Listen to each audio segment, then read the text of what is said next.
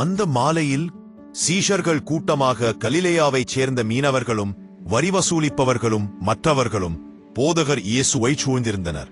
அவருடைய வார்த்தைகள் எப்போதும் ஆழமான தாக்கத்தை ஏற்படுத்தும். இயேசு பேசத் தொடங்கினார். அவருடைய குரலில் ஒரு கனிவும் அதே சமயம் ஒரு கண்டிப்பும் இருந்தது. அன்பானவர்களே, உலகத்தில் பாவம் நடக்கும். மக்களுக்கு இடரல்களும் தடங்கல்களும் வராமல் போவது முடியாத காரியம் என்று ஆரம்பித்தார். ஆனால் பாருங்கள், எவன் ஒருவன் ஒரு சிறுவனை, ஆம், உங்களில் விசுவாசத்தில் சிறியவனான ஒருவனை தவறான பாதைக்கு இழுத்துச் செல்கிறானோ அவனுக்கு காத்திருப்பது மிகவும் கொடியது.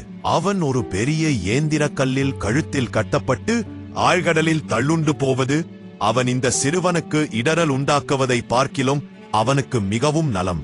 சீஷர்களின் முகங்களில் அதிர்ச்சி தெரிந்தது. அவர்களுடைய கண்கள் அடர்ந்தன. பின்பு இயேசு உறவுகளுக்குள்ளான கடினமான விஷயத்துக்கு வந்தார். நீங்கள் உங்களை குறித்து எச்சரிக்கையாயிருங்கள் என்று அவர்களை எச்சரித்தார். உங்கள் சகோதரன் உங்களுக்கு எதிராக தவறு செய்தால் நீங்கள் போய் அன்பாக அவனை தனிமையில் கண்டியுங்கள். அவன் தன் தவறை உணர்ந்து மனஸ்தாபப்பட்டால் அவனை மன்னியுங்கள். நான் என்ன சொல்கிறேன் என்று கவனமாக கேளுங்கள். அவன் ஒரே நாளில் 7 தடவை உனக்கு விரோதமாய் குற்றஞ்செய்து அந்த 7 தடவையும் உன்னிடம் வந்து நான் மனஸ்தாபப்படுகிறேன் என்று சொன்னால் அப்பொழுதும் நீ அவனை மன்னிக்க வேண்டும். அந்த வார்த்தைகளை கேட்ட அப்போஸ்தலர்கள் திகைத்து போனார்கள். 7 முறை, அது ஒரு மனிதனுக்கு எத்தனை பெரிய சவால்! அவர்கள் உடனே உணர்ந்தது என்னவென்றால், இந்த வகையான மன்னிப்பு மனித பலத்தால் வராது என்பதுதான். அவர்கள் இயேசுவிடம் திரும்பி ஒரு குரலாக மன்றாடினார்கள். கர்த்தாவே, தயவு செய்து எங்கள் விசுவாசத்தை வர்த்திக்க பண்ண வேண்டும். இந்த அளவுக்கு மன்னிக்கும் பலம் எங்களுக்கு வேண்டும். இயேசு மகிழ்ச்சியடைந்தார்.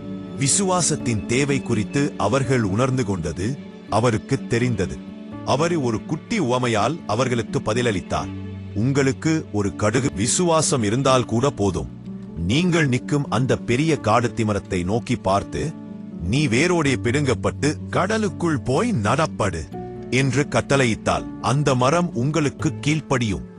விசுவாசம் அவ்வளவு சக்தி வாய்ந்தது. அந்த இடத்தில் ஒரு அமைதி நிலவியது. மன்னிப்புக்கு தேவை விசுவாசம். இயேசு உண்மையான பணிவு மற்றும் ஊழியத்தின் ஒரு கடினமான பாடத்தை போதித்தார். அவர் ஒரு பண்ணையை பற்றி பேசினார்.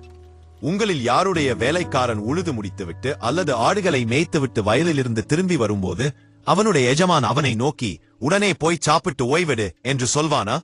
மாட்டான். மாறாக எஜமான் சொல்வார், நீ எனக்கு விரைவாக உணவை ஆயத்தப்படுத்து.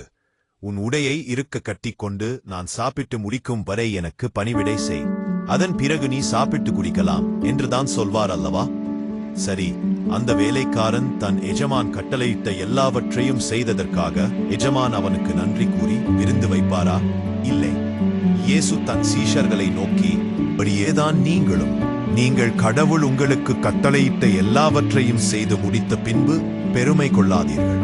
நீங்கள் செய்ய வேண்டிய கடமையை மாத்திரம் செய்தீர்கள் என்று சொல்லி நாங்கள் அப்பிரயோஜனமான ஊழியக்காரர்கள் என்று சொல்லுங்கள். சீஷர்கள் ஒருவரையொருவர் பார்த்து தலையசைத்தனர். இடரல்களை நீக்குதல், எல்லையில்லாத மன்னிப்பை நீட்டுதல் மற்றும் எந்த வெகுமதியையும் எதிர்பாராமல் பணிவுடன் சேவை செய்தல், இந்த மூன்றும் ஒரு உண்மையான சீஷனின் வாழ்க்கை என்பதை அவர்கள் உணர்ந்தனர். அது ஒரு புதிய, கடினமான ஆனால் மகிமை நிறைந்த வழி.